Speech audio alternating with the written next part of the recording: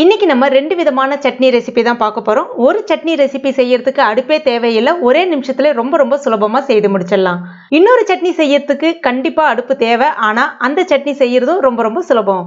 இப்போ இது ரெண்டு சட்னியுமே நல்ல காரசாரமா ரொம்ப சுவையா இருக்கும். இது இப்போ நம்ம எப்படி செய்யறதுன்னு பார்க்கலாம். வெல்கம் டு டுடே சமையல்.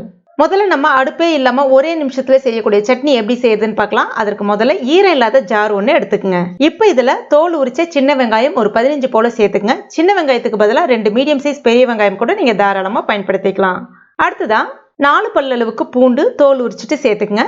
அடுத்ததா 3 கொட்டைப்பாக்கு அளவுக்கு புளி சேர்த்துட்டு 1 டீஸ்பூன் அளவுக்கு மிளகாய் பொடி, தனி மிளகாய் பொடி சேர்த்துக்குங்க.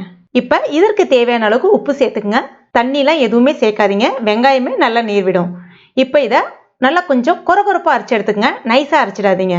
அம்மியிலலாம் நம்ம வச்சு அரைச்சோன்னா கொஞ்சம் கொரகொரப்பாக இருக்கும் இல்லையா, அந்த மாதிரி அரைச்சிங்கன்னா இந்த சட்னியோட டேஸ்டே வந்து வேற லெவலில் இருக்கும்.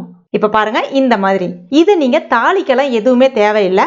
நல்ல சுத்தமான மரச்செக்கு நல்லெண்ணெயாக வந்து பார்த்து பயன்படுத்தினீங்கன்னா நீங்கள் இதை தாளிக்கணுன்ற அவசியமே கிடையாது. நேரடியாகவே அந்த பச்சை நல்லெண்ணெயை ஒரு 2 டேபிள் ஸ்பூன் அளவுக்கு தாராளமாக சேர்த்துக்கலாம். இப்போ நான் சேர்த்துட்டேன். இதை இப்போ நல்லா ஒரு தடவை கலந்து விட்டுக்குங்க. இதெல்லாம் இந்த சட்னி முக்கியமாக நீங்கள் ட்ராவல் டைமில் பயன்படுத்தலாம். எங்கேயாவது ஊருக்கு போகிறீங்கன்னா இந்த சட்னியை வந்து நீங்கள் செய்து எடுத்துகிட்டு போகலாம். 2 நாள் ஆனாலும் கெட்டு போகாமல் இருக்கும். சுவையும் அட்டகாசமாக இருக்கும். இட்லி, தோசை, சப்பாத்தியோடலாம் ரொம்ப டேஸ்டியாக இருக்கும். இப்போ இந்த சட்னி இப்போ நம்ம செய்து முடிச்சாச்சு. அடுத்ததாக நம்ம அடுப்பை பயன்படுத்தி இன்னொரு சட்னி எப்படி செய்யறதுன்னு பார்க்கலாம். அதுக்கு முதல்ல ஒரு மிக்சி ஜாரில் 2 தக்காளி பழம், நல்ல பழுத்த தக்காளி பழம் இந்த சைஸில் எடுத்துருக்கேன். இதை நல்லா கட் பண்ணிவிட்டு மிக்சியில் சேர்த்துக்குங்க. இப்போ இதில் 1 டீஸ்பூன் அளவுக்கு மிளகாய் பொடி, தனி மிளகாய் பொடி சேர்த்துக்குங்க. காரம் உங்களுக்கு கொஞ்சம் கூட வேணும்னா இன்னும் ஒரு 1/4 டீஸ்பூன் அளவுக்கு மிளகாய் பொடி சேர்த்துக்கலாம். அடுத்ததாக இதற்கு தேவையான அளவுக்கு உப்பு சேர்த்துக்குங்க. தண்ணியில் எதுவுமே சேர்க்க வேணாம், நல்லா நைஸாக அரைச்சி எடுத்துக்குங்க.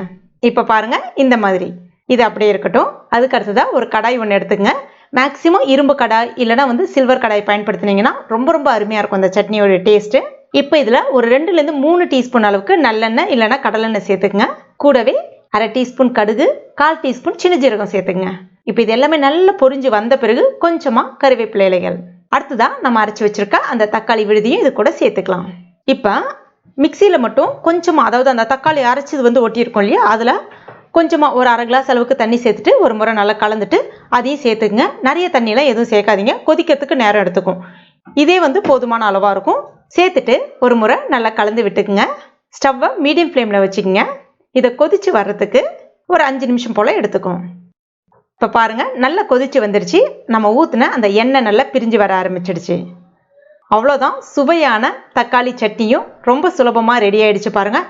இதுவும் சாப்பிட்றதுக்கு அவ்வளோ அட்டகாசமாக இருக்கும். இட்லி, தோசை, சப்பாத்தியோடலாம் தொட்டு சாப்பிடும்போது ரொம்ப அருமையாக இருக்கும். ஈவன் இதை நீங்கள் தயிர் சாதத்தோட ஒரு சைட் டிஷ்ஷாகவும் தொட்டு சாப்பிட்லாம், அதை விட அருமையாக இருக்கும்.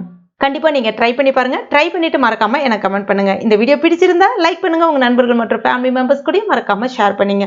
மேலும் இது போன்ற டேஸ்டி ரெசிபிகளுக்கு நம்ம டுடே சமையலை இது வரைக்கும் நீங்கள் சப்ஸ்கிரைப் பண்ணாத நண்பர்களாக இருந்தீங்கன்னா உடனே சப்ஸ்கிரைப் பண்ணிங்க. கூடவே மறக்காமல் அந்த பெல் நோட்டிஃபிகேஷன் சிம்பிளை ப்ரெஸ் பண்ணிங்க. தேங்க்யூ.